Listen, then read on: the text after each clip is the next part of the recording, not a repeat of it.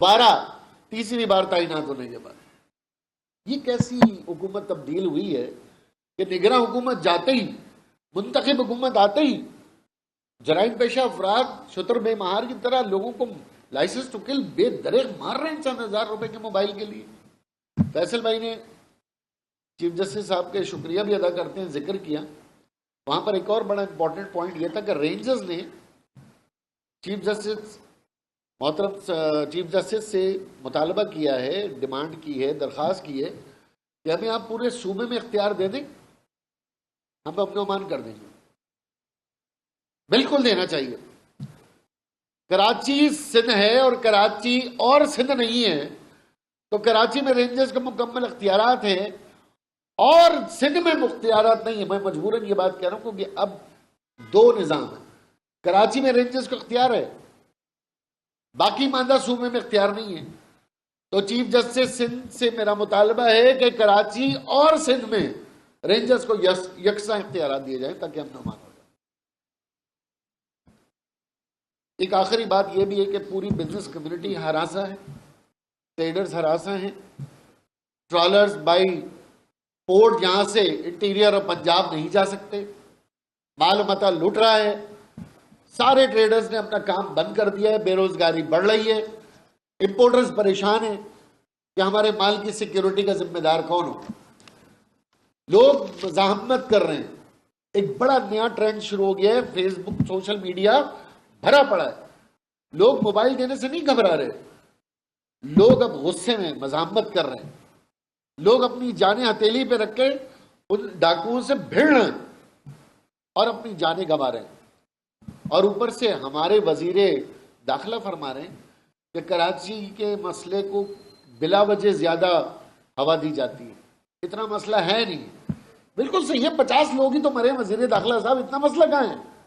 50 لوگ میں آپ کا کوئی رشتہ دار تو مرا نہیں ہے، 50 لوگ میں آپ کا خاندان کا کوئی بیٹا تو مرا نہیں ہے، اللہ نہ کرے کہ مرے، تو آپ کے لیے مسئلہ تھوڑی ہے۔ ان 50 لوگوں کے جنازوں پہ جا کے دیکھیں نا، پھر مسئلہ آپ کو پتہ چلے گا کتنا بڑا ہے۔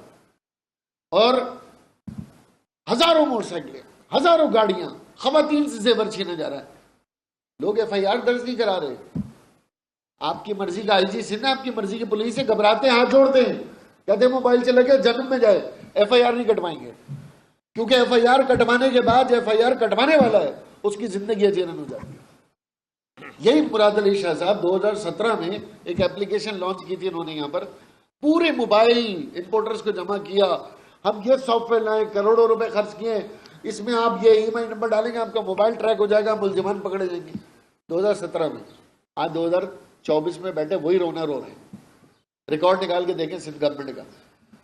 آخر میں بس میں یہی گزارش کروں گا کہ متحدہ قومی موومنٹ کی جانب سے اراکین صوبائی قومی اسمبلی سینٹ کے اراکین حکومت سندھ سے مطالبہ کرتے ہیں اور وفاقی حکومت، وزیر اعظم پاکستان، خاص طور پہ وزیر اعظم پاکستان سے اور صدر پاکستان جو کہ اس وقت سپریم کمانڈر ہیں اور ان کو ہم نے ووٹ بھی دیا ہے، صدر پاکستان کا، جن کی حکومت صوبائی ہے، صوبائی وزیر اعلیٰ صوبائی حکومت کے کو چیئرمین بھی ہیں، ان سے بھی بڑی گزارش ہے کہ صوبہ سندھ میں کراچی میں جو خون کی ہولی کھیلی جا رہی ہے، برائے مہربانی اس کا نوٹس لیں، اور یہ آپ تمام منصبوں کے لیے نہ صرف چیلنج ہے بلکہ انسانی جان کا ضیاع پاکستان کی اکانومی میں بھی ایک بہت بڑا دھچکا ثابت ہوگا۔ ایک آخری بات صرف میں کرنا چاہوں گا، شاید اجازت دیں، میرے ذہن میں رہ گئی تھی کہ سندھ میں قانون ہے، کسی بھی کرائم، اسٹریٹ کرائم کے نتیجے میں شہید ہونے والے شہری کو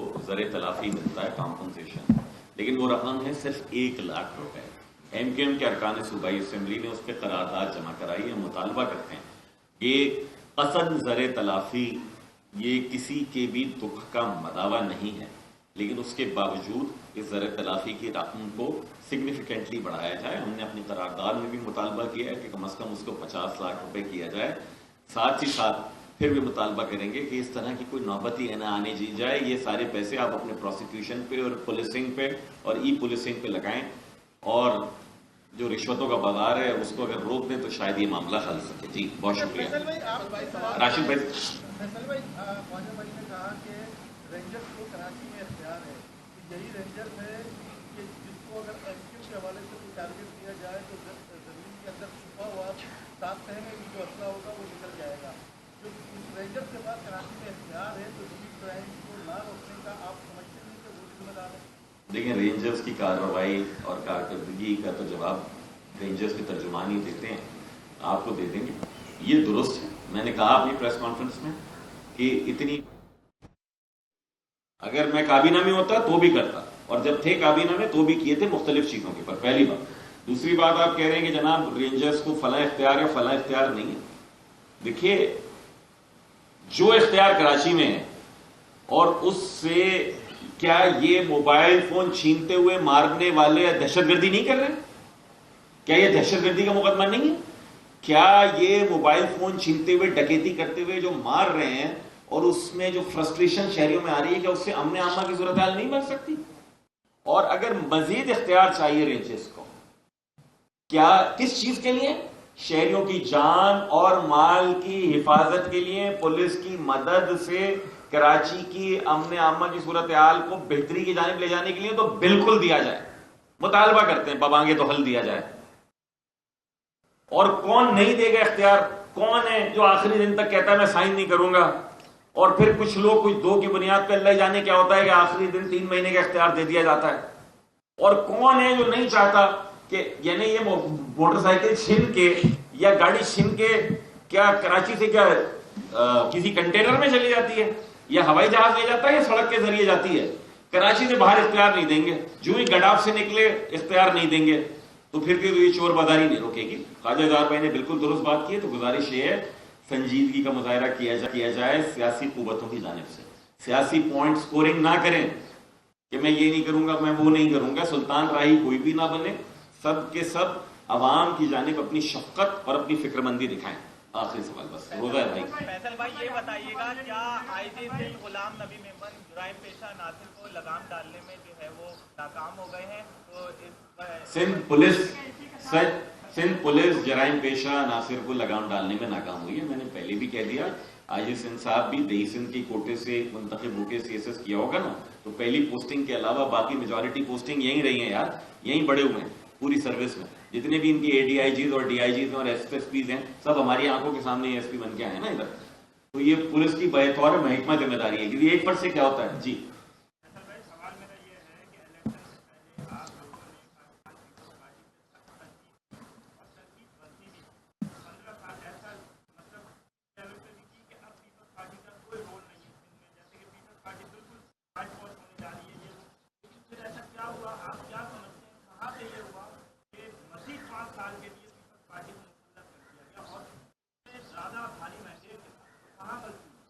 मैं भी कभी कभी हैरान हो जाता हूँ कि जितनी बेनज़ीर भुट्टो साहिबा की शहादत के बाद उनकी डेड बॉडी पे नशिस्तें मिली थी पीपल्स पार्टी को, उससे कोई 31 नशिस्तें जो है अपनी नाअहली और बदउनवानी की लाश पर मिली हैं इनको। तो ये यकीनन सोचने का मकाम है, लेकिन तौबा का भी मकाम है। बहुत शुक्रिया। MKM रहनुमाओं की कराची उस कॉन्फ्रेंस जारी थी। उन्होंने कहा कि सिंध पुलिस जुराइम पर काबू पाने में मुकम्मल तौर पर नाकाम हो चुकी है।